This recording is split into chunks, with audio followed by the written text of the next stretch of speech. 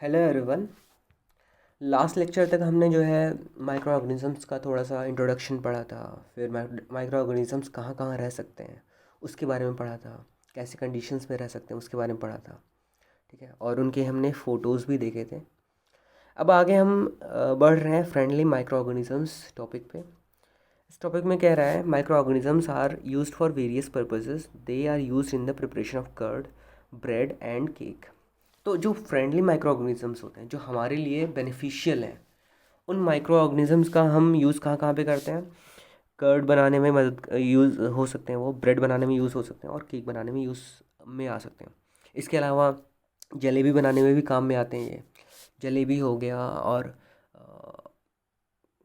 छोले भटूरे में जो भटूरे बनते हैं उसमें भी जो है माइक्रो ऑर्गेनिजम्स जो है उनका एक मेजर रोल होता है। ठीक है, they are also use in cleaning up of environment. For example the organic waste, vegetable peels, that includes vegetable peels, remains of animals, feces, etc. तो ऑर्गेनिक वेस्ट को ये क्लीन करने में मदद करते हैं। Are broken down into harmless and usable substances by bacteria.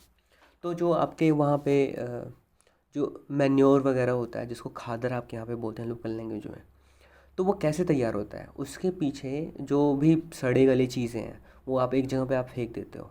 जो organic चीज़ होती है जो है डीके हो सकती हैं, प्लास्टिक नहीं, प्लास्टिक के अलावा जो भी नेचुरली जो चीज़ें डिग्रेडेड हो सकती हैं उन चीज़ों को आप फेंक देते हो एक जगह पे। तो बैक्टीरियाज क्या करते हैं,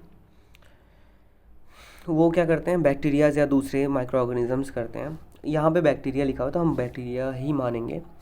तो बैक्टीरिया क्या करते हैं कि उनको जो है सिंपल सब्सटेंसेस में या फिर यूजेबल सब्सटेंसेस में ब्रेक डाउन करते हैं। जो पहले वो बेकार चीज़ें हो गई थी जो हमारे काम में नहीं आ रही थी, उनको जो है यूजेबल सब्सटेंसेस में ब्रेक डाउन कर दिया, जो बिल्कुल भी हमारे लिए ख़तरनाक नहीं है, जो बिल्कुल भी हमारे लिए नुकसान नहीं करता और जबकि हमारा फ़ायदा ही करता है। अब उनको जो है मैन्योर को आपने खेत वेत में जाके डाल दिया, आपकी खेत की प्रोडक्टिविटी बढ़ गई। तो एक तरीके से ये फ़ायदेमंद आपके लिए हो गए। Recall that bacteria are also use in the preparation of medicine. तो ये कह रहा है कि बैक्टीरिया का यूज़ जो है मेडिसिन का प्रिपरेशन करने में भी होता है। In agriculture they are use to increase soil fertility by fixing nitrogen. तो कुछ बैक्टीरियाज ऐसे होते हैं जिनका नाम होता है, जिनका कुछ खास नाम होता है। तो उसमें राइजोबियम हो सकता है। राइजोबियम एक उसमें से एक माइक्रो ऑर्गेनिज्म का नाम है। तो वो जो है नाइट्रोजन फिक्सेशन जो है नाइट्रोजन फिक्सेशन के लिए रिस्पॉन्सिबल है। ठीक है, चलो आगे बढ़ते हैं। Making of curd. Curd making कैसे होता है उसके बारे में थोड़ा सा डिटेल में ये बताया हुआ है। Curd contains several microorganisms. Of these, the bacterium Lactobacillus promotes the formation of curd. Lactobacillus आपको याद रखना है। कौन सा बैक्टीरिया रिस्पॉन्सिबल है कर्ड के प्रिपरेशन में? लैक्टोबैसिलस। ठीक है, it multiplies in milk and converts it into curd. तो क्या होता है कि अगर एक दो भी लैक्टोबैसिलस अगर आपके दूध में पहुंच गए तो वो दूध में इतना तेज़ी से वो रिप्रोड्यूस करते हैं, अपने नंबर्स को इतना तेज़ी से बढ़ाते हैं कि आप देख सकते हो कि दूध में अगर आपने थोड़ा सा भी कर्ड डाल दिया, थोड़ा सा कर्ड डाल दिया मतलब उसमें जो है कर्ड में लैक्टोबैसिलस होंगे, माइक्रो ऑर्गेनिजम्स। तो वो अपना अपना जो है नंबर्स 5 से 6 घंटे में बढ़ा लेते हैं, और इतना तेज़ी से बढ़ाते हैं कि 5 से 6 घंटे में पूरा का पूरा दूध दही में कन्वर्ट हो जाता है। तो ठीक है, तो ये प्रोसेस होता है। The bacteria are also involved in the making of cheese, pickles, and many other food items. An important ingredient of रवा और रवा को सूजी भी बोलते हैं, idlis and bhatura is curd.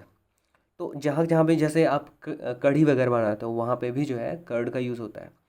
तो कुल मिला के जहाँ जहाँ पे भी आपको माइक्रो ऑर्गेनिजम्स की वजह से आपको फ़ायदा हो रहा है, जो आपके बेनिफिट्स के लिए है, तो वहाँ पे जो है जो माइक्रो ऑर्गेनिजम्स का यूज़ हो रहा है वहाँ पे, उन माइक्रो ऑर्गेनिजम्स को हम क्या बोलेंगे? Friendly micro organisms. ठीक है, तो यहाँ पे ये बैक्टीरिया कर रहा है, तो ये भी आपको याद रखना, बैक्टीरिया है या फंगी है या फिर एल्गी है या प्रोटोजोआ है, कौन सा है ये भी आपको याद रखना है। क्लियर है? आगे बढ़ते हैं। Making of bread. ब्रेड के बारे में कह रहा है yeast reproduces rapidly and produces carbon dioxide during respiration. Yeast एक तरीके का माइक्रो ऑर्गेनिज्म होता है। ये क्या करता है कि बहुत तेज़ी से रिप्रोड्यूस करता है, अपने नंबर्स को बहुत तेज़ी से बढ़ाता है। और क्या प्रोड्यूस करता है? Carbon dioxide. इसका मतलब क्या हुआ? इसका मतलब ये हुआ कि ये सांस ले रहा होगा, तो सांस जब छोड़ रहा होगा तो क्या ये बाहर निकाल रहा है? Carbon dioxide. अभी तक इसमें कुछ भी नहीं दिया हुआ है कि ये ऑक्सीजन लेता है या कोई और गैस लेता है, तो अभी तक हम पहले से एज्यूम नहीं करेंगे कि अगर कार्बन डाइऑक्साइड छोड़ रहा है तो ऑक्सीजन ही लेता होगा। ठीक है, तो हमें बहुत ही ज़्यादा रैशनली सोचना है। हमारा जो थिंकिंग होनी चाहिए वो बहुत ही क्रिटिकल थिंकिंग होनी चाहिए, बहुत ही स्मार्ट थिंकिंग हमारी होनी चाहिए। क्लियर है? Bubbles of the gas fill the dough and increase its volume. अब क्या है कि आपने आटा वगैरह गूथा, अब आटे के बीच में छोटे जहाँ जहाँ पे भी यीस्ट हैं, वो यीस्ट क्या कर रहे हैं? वो रिस्पिरेशन के थ्रू जो है, रिस्पिरेशन के दौरान वो जो है कार्बन डाइऑक्साइड रिलीज़ कर रहे हैं। अब वो जो कार्बन डाइऑक्साइड डो के अंदर पूरा का पूरा ट्रैप हुआ पड़ा है, तो ट्रैप हुआ पड़ा है तो वो गैस जो है अपने आप को एक्सपेंड करेगा, अपने आप को एक्सपेंड करेगा। उसी वजह से जो आपका डो होता है कुछ देर में फूल जाता है। जब आप देखोगे कि आपने अगर भटूरा वगैरह बनाने के लिए आपने डो तैयार किया, डो क्या होता है? जब आलू वो आटे को गूंथते हैं पानी वगैरह डाल के, तो एक बड़ा सा वो उसका एक बड़ा सा वो शेप तैयार कर लेते हैं, उसी शेप को बोलते हैं डो। ठीक है, तो अगर उसको कुछ देर के लिए छोड़ दो डो को, और उसके अंदर यीस्ट अगर प्रेजेंट है तो कुछ देर में वो अगर 2-3 घंटे के लिए छोड़ दो या फिर 1-2 घंटे के लिए भी छोड़ दो, तो भी डो का जो साइज़ होता है वो थोड़ा सा ज़्यादा इंक्रीज़ हो जाता है। इसका मतलब क्या हुआ? उसके बीच में जो है कार्बन डाइऑक्साइड जो है उसके अंदर के पार्टिकल्स को अपने अपने आप को एक्सपेंड कर रहा है, अंदर से प्रेशर दे रहा है, इसी वजह से जो है डो का साइज़ बढ़ रहा है। ठीक है, this is the basis of the use of yeast in baking industry for making bread, pastries and cakes. तो यीस्ट का यूज़, यीस्ट आप ऐसे समझ सकते हो कि वो जो बेकिंग सोडा वगैरह यूज़ करते हैं, बेकिंग सोडा या बेकिंग पाउडर मुझे अभी तक क्लियर नहीं है, लेकिन आप समझ सकते हो, आपको शायद मेरे से ज़्यादा इस बारे में पता होगा। ठीक है, तो यीस्ट का यूज़ करते हैं, इसी की वजह से ही ब्रेड बन पाता है। तो ब्रेड्स में वो जो बीच में इतने सारे होल्स होते हैं, वो होल्स बेसिकली किस लिए बने हुए हैं? वो सिर्फ और सिर्फ कार्बन डाइऑक्साइड की वजह से बने हुए हैं। जैसे ही मैंने ब्रेड को काटा, वो कार्बन डाइऑक्साइड रिलीज़ हो जाता है और वो होल्स उस जगह पे रह जाते हैं। क्लियर है? आगे बढ़ते हैं। अगली एक्टिविटी के बारे में कह रहा है कि टेक ½ kg फ्लावर, आटा या फिर मैदा, add some sugar and mix with warm water. इसमें थोड़ा सा चीनी मिलाने को बोल रहा है और थोड़ा सा गर्म पानी से मिक्स करने के लिए बोल रहा है। Add a small amount of yeast powder and knead to make a soft dough. तो उसको गूँथना है, नीड मतलब गूँथना है आटे को। जब यीस्ट डाल दे रहे हैं उसके बाद, यीस्ट पाउडर वही बेकिंग पाउडर होता है या फिर बेकिंग सोडा, मुझे अभी तक क्लियर नहीं है। What do you observe after 2 hours? Did you find the dough rising? देखो, वही जो मैं पहले बोल रहा था, वही चीज़ यहाँ पे एक्टिविटी में बोला हुआ है। एक्टिविटी में देखो, जब पहले मैंने डो तैयार किया हुआ था शुरू में, जैसे ही तैयार किया फ्रेशली, जब प्रिपेयर्ड डो है जिसमें यीस्ट पाउडर पड़ा हुआ है, तो देखो उसमें आटे का जो लेवल है वो बहुत ही ज़्यादा नीचे है। और 2 घंटे के बाद देखो पूरा फूल के बाहर निकल गया। क्यों? क्योंकि इसके बीच में जो है कार्बन डाइऑक्साइड, ढेर सारा कार्बन डाइऑक्साइड ट्रैप हो चुका होगा। ठीक है, क्लियर है?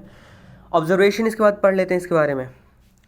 ऑब्जर्वेशन में कहता है yeast reproduces rapidly and produces carbon dioxide during respiration. Bubbles of the gas fill the dough and increase its volume. ये मैंने पहले भी डिस्कस किया हुआ है, मुझे लगता है डिस्कस करने की ज़रूरत नहीं है इसको।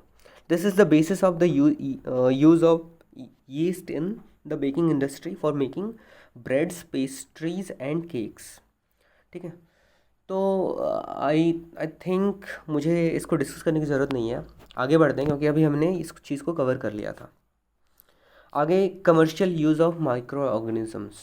कमर्शियल यूज़ कैसे कर सकते हैं माइक्रो ऑर्गेनिज़म्स का? जो भी फ्रेंडली माइक्रो ऑर्गेनिज़म्स हैं उनका, हम जो है हमारे जो दुश्मन होंगे उनका तो यूज़ नहीं कर सकते, वो तो हमारा बस नुकसान ही करते हैं, तो उनको हम फ्रेंडली माइक्रो ऑर्गेनिज़म्स नहीं बोलेंगे। तो इसको मैं रीड आउट कर देता हूँ। कह रहा है microorganisms are used for the large scale production of alcohol, wine and acetic acid. Acetic acid vinegar बोलते हैं जिसको, सिरका। आपके इधर पता नहीं होता, लेकिन बहुत कई जगहों पे गांव साइड में सिरका बहुत ज़्यादा यूज़ होता है। गांव में यूज़ हो सकता है, रेस्टोरेंट्स में कई बार ऐसा होता है कि आप जब भी कुछ ऑर्डर वगैरह देते हो तो आपके ऑर्डर आने से पहले जो वेटर होता है एक छोटे से बोल में छोटे छोटे प्याज के टुकड़े ला के देता है, और वो प्याज के टुकड़ों को आप ऑब्जर्व करोगे तो देखोगे वो रेड कलर के होते हैं, और उनको जब खाओगे तो थोड़ा सा खट्टापन आता है, खट्टा खट्टा सा उसका टेस्ट आता है, उसको तुम ऐसे ही खा सकते हो। तो वो जो खट्टापन उसमें है और उसका जो कलर चेंज हुआ है वो सिर्फ और सिर्फ विनेगर की वजह से हुआ है। ठीक है, विनेगर का फॉर्मूला क्या होता है? CH3COOH, सी कैपिटल C कैपिटल H नीचे 3, फिर कैपिटल C, फिर कैपिटल O, फिर कैपिटल O और कैपिटल H। ठीक है, तो ये याद रखना है आपको। Yeast is used for commercial production of alcohol and wine. For this purpose, yeast is grown on natural sugars present in grains like barley, wheat, rice, and crushed fruit juices, etc. The process of conversion of sugar into alcohol is known as fermentation. तो fermentation किसकी वजह से हो रहा है? यहाँ पे भी जो है yeast का यूज़ हो रहा है, और fermentation की वजह से हमें क्या क्या मिल रहा है? अल्कोहल मिल रहा है, वाइन मिल रहा है और सिरका मिल रहा है। ठीक है, तो इसके पीछे ये किस किस चीज़ से बन सकता है? ये बार्ली से बन सकता है, वीट से बन सकता है। वीट से लोग बियर बनाते हैं, राइस से भी बियर बन सकता है, या फिर कुछ और अल्कोहल, किसी और तरीके का अल्कोहल बनता है। क्रश्ड फ्रूट जूसेस, इसका सबसे बड़ा एग्जांपल है ग्रेप्स, अंगूर से जो है वाइन बनाया जाता है। तो वो अपने आप से थोड़ी बन रहा है, उसके पीछे कुछ माइक्रो ऑर्गेनिजम्स होंगे, और वो माइक्रो ऑर्गेनिजम्स का क्या नाम है? यीस्ट। ठीक है, यीस्ट बनाते हैं फ्रूट जूस से, इसको सड़ा के गला के, या वीट का जो जूस वगैरह होता है उसको सड़ा गला के, उसको उसका उसके उसके जो जूस होते हैं वो एक प्रोसेस के थ्रू गुजरता है, तब जाके अल्कोहल बनता है। उस प्रोसेस को क्या बोलते हैं? फर्मेंटेशन। ठीक है, the process of conversion of sugar into alcohol is known as fermentation. तो ये भी लाइन याद रखना है कि फर्मेंटेशन किसको बोलते हैं, कि शुगर अगर अल्कोहल में कन्वर्ट हो जा रहा है तो जिस प्रोसेस की वजह से हो रहा है उस प्रोसेस को बोलते हैं फर्मेंटेशन। और वो प्रोसेस करा कौन रहा है? उस प्रोसेस को करा रहा है यीस्ट, जो कि एक तरीके का माइक्रो ऑर्गेनिज्म है। ठीक है, आज यहीं रहने देते हैं, बाकी नेक्स्ट लेक्चर में कंटिन्यू करेंगे। Thank you.